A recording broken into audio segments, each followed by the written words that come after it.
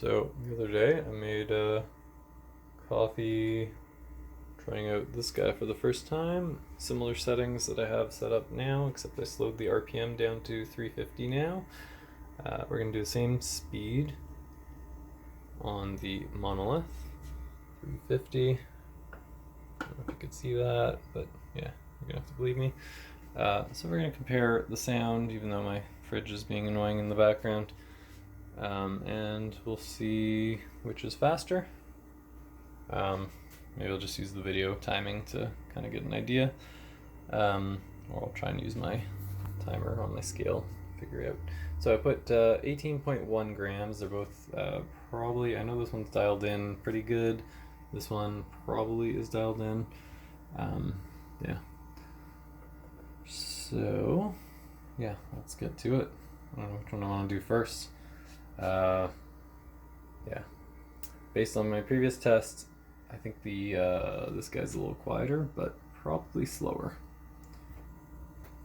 One thing that's really nice about the Lagom, it comes with a nice magnetic funnel that doesn't go into the coffee, and that allows it, oops, is it gonna fit?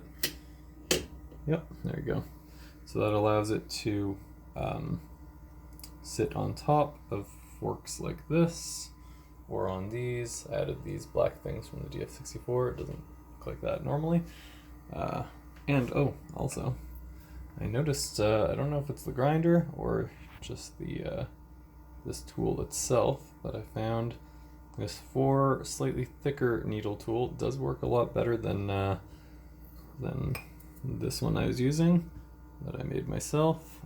Needles are a little more randomly placed, but they're super thin. These are 0.3 of millimeter needles, so they're more thin and flexible, kind of go in between the coffee grounds more. This actually works to stir it up a little more, I noticed, but doesn't seem to cause any clumping or anything. I think they're 0.4 millimeter, but it could be 0.35. I'm gonna have to look it up if they list that or not. But the little thicker ones do work.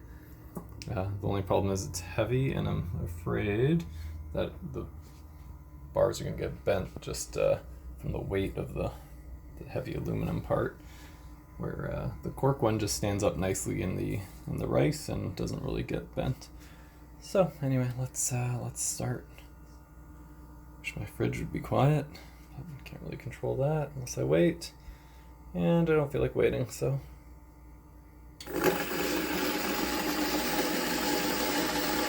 thing with the Monolith, it really kind of shoots out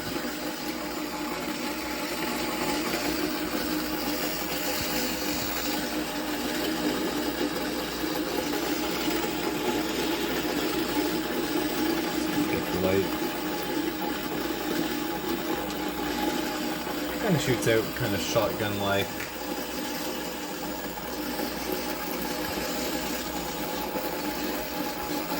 And I didn't start the timer, but I'll review the timing in the video.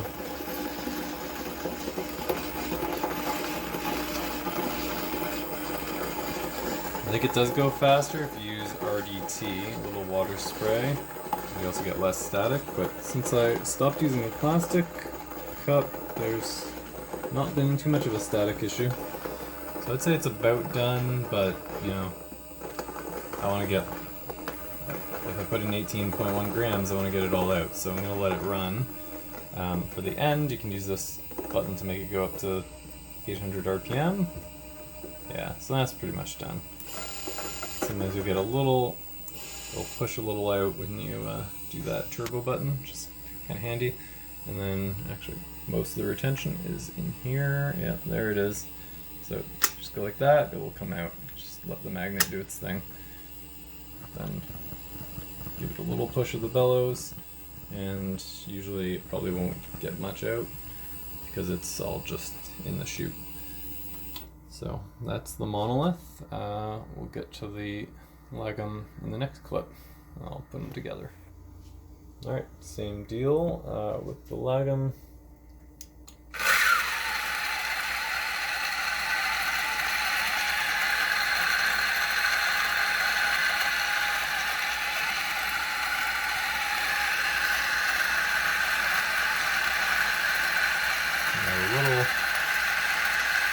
turns out pretty neat, but not exactly centered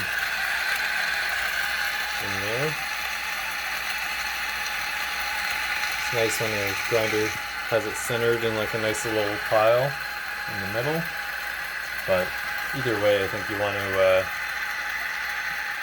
use one of these to redistribute.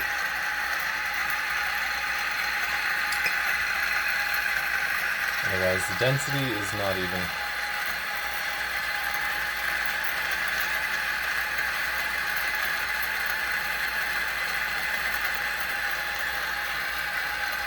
This might be about as slow as the Monolith was.